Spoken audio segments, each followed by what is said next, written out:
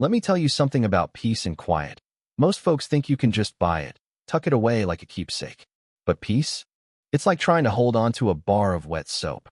That's what I thought I was getting when I bought my little lake cabin in Montana. Instead, I bought myself a front row seat to a good old-fashioned turf war, trespassers, forged paperwork, nighttime sabotage, and a lady named Karen who damn near turned my life into a courtroom drama.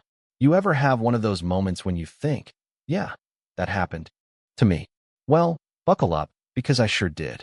I'm Russell James, 42, retired Coast Guard, and the not-so-proud new enemy of every clipboard-wielding, rule-quoting HOA president in Gallatin County.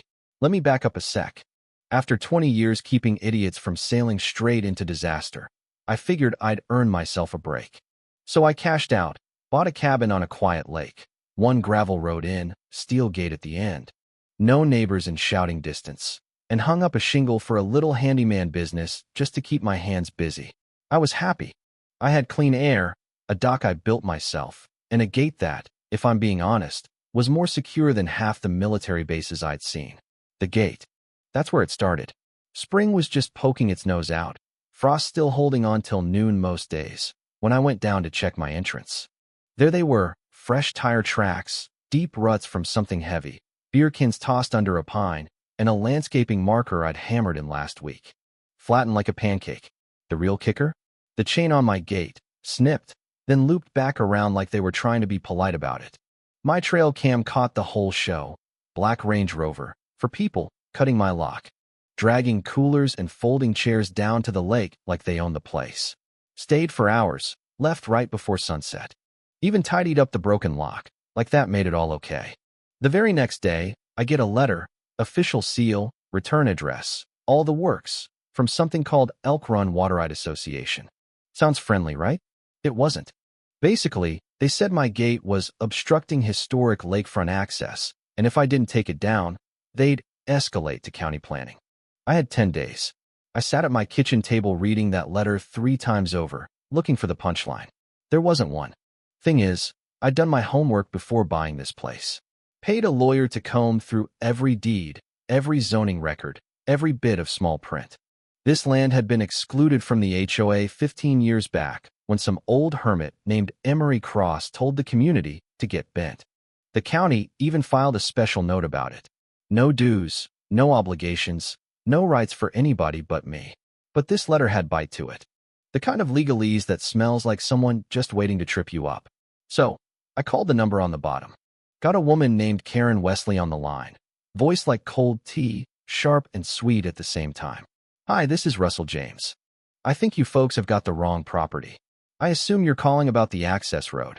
She cut me off. More like I'm calling about people breaking onto my land. That access road has been used by the community for decades. No, ma'am. That's my driveway, my deed, and I'm not part of any HOA. County records will back me up. Well, our map shows your road overlaps the historic fire access corridor, so it's a shared asset. I'll admit, I laughed, couldn't help myself. That fire road hadn't existed since before her association even formed. Karen didn't miss a beat. We'll be submitting a complaint to the district. We urge you to remove the gate. We want to resolve this peacefully. Peacefully? Sure. I hung up before saying something I'd regret and called my attorney instead. Then the sheriff's department. Then the hardware store. Bought myself a new chain, reinforced steel, industrial padlock. Upgraded my trail cams, too. Cellular upload. Straight to my phone. By sundown, that gate was locked up tighter than a submarine hatch. For a few days, nothing happened. I worked jobs in town, kept an eye on my phone, almost convinced myself maybe they'd back off. But Friday rolled around, and trouble came knocking. Well, crunching, really, tires on gravel. My camera buzzed, a white Suburban at the gate. Out comes a woman in a red coat, clipboard in hand, flanked by 2 guys, one holding bolt cutters. I didn't wait. Marched down the drive, boots pounding frost, heart pounding harder. Back away from that gate. She turned, all business. Mr. James?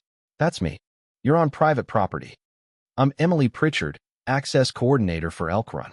Here to perform a community inspection. No, you're here to break into my land again. The other guy, the one with the badge, puffed out his chest. This road is recognized as a community path. You're obstructing ingress. I held my ground. I'm obstructing criminals from cutting my locks. You want to see my paperwork? Fine. Go get a warrant. They had the gall to hand me another letter. This one thicker, nastier, hinting at cooperative infrastructure expectations and threatening coordinated removal of obstructive elements. HOA speak for. We're coming back with more bolt cutters. That night, I welded the hinges, replaced the padlock again, and moved my cameras so I'd catch anyone on foot. Sent a cease and desist letter through my lawyer and the sheriff, just for good measure. Next morning, every mailbox on the road, including the boat ramp, had flyers. Lake access denied. One man's gate hurts us all.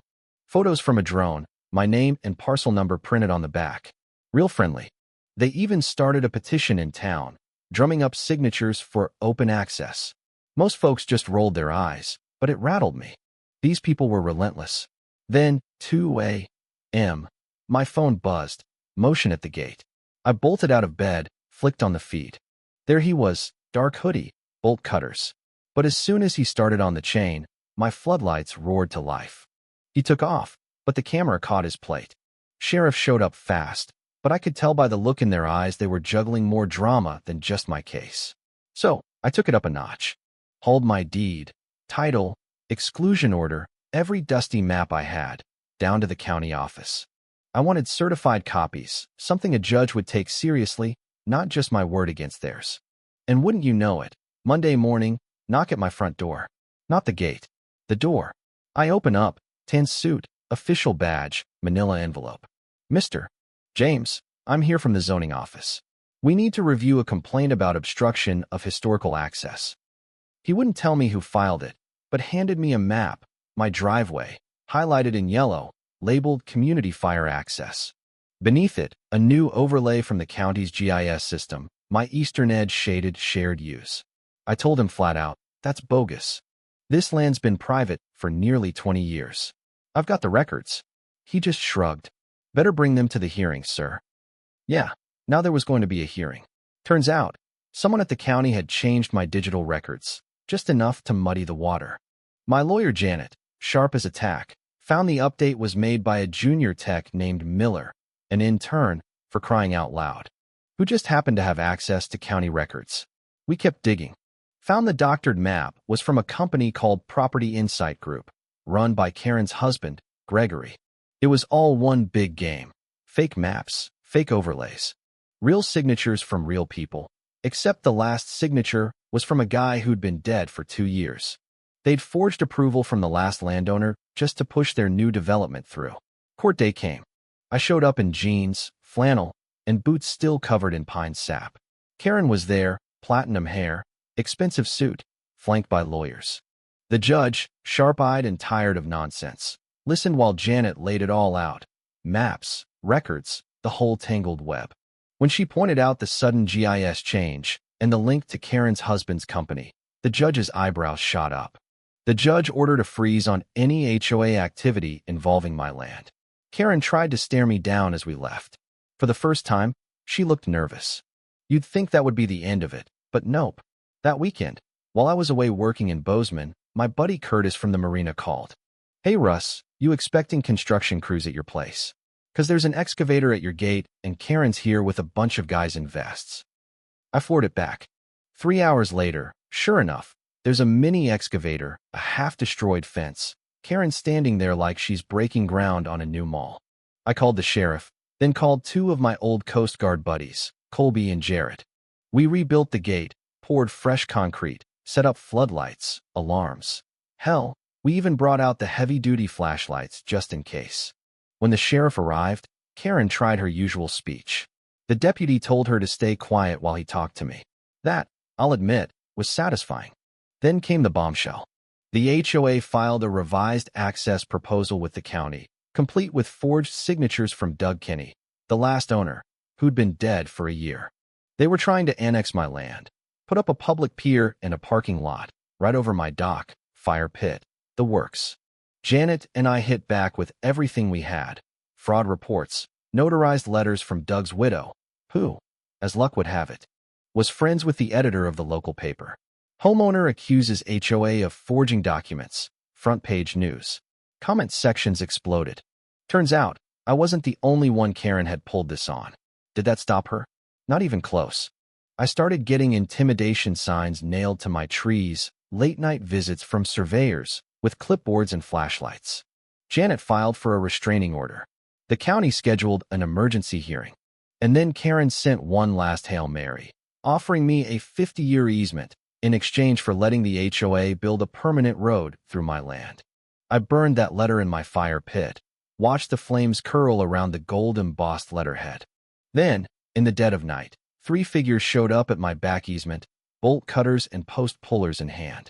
Caught them on camera. One was a junior HOA board member. Sheriff called it criminal contempt. Hauled them off. Karen, still trying to spin it, sent a fake documentary crew to my gate. Turned out they were from a PR firm linked to the developer she'd promised my land to. That was it. I sent my whole compiled file, footage, emails, every notarized document, straight to the Montana Department of Justice. Within a week, the sheriff himself arrested Karen for forgery, conspiracy, and trespass. The local news ran her mugshot for days. The rest of the board resigned. Their little land grab empire crumbled. The fallout was a sight. The county audited the HOA. Missing money, shell companies, kickbacks. She'd been flipping lakefront lots to her own board members for years. When their lawyer offered me $35,000 to settle, Janet just smiled and countered for 150+ damages. They folded. I got my cash, my apology, and a court order confirming my property rights for good. So what did I get in the end? Peace. The real kind. I rebuilt my dock, set up a new boat lift, reinforced my gate with thermal cameras hooked straight to the sheriff's feed, and hung a polished bronze sign. Private property, no HOA. Trespass is a felony. Locals joked I should sell mini versions on Etsy. Karen pled out, 10 years, no parole. Her mugshots still floating around homeowner forums as a cautionary tale. The Elk Run HOA collapsed, dissolved by the state. Most of those lots are owned by families who wave when they drive by, and not a single one has ever tried my gate again. Some nights, I sit out on my dock with a beer, my old dog Max at my feet, and watch the sun go down over the lake I fought for. Justice? Maybe. Satisfaction? Hell yes. But I'll tell you this. Peace, the real thing, is earned. Sometimes you have to fight for it. Sometimes you have to dig your heels in and say, not today. So, tell me, where's the line between standing your ground and being the villain in someone else's story? Is justice just about winning in court, or is it something you have to make for yourself, one stubborn day at a time? Drop your thoughts below. Share your own stories, your take on right and wrong. Let's hear what you've got.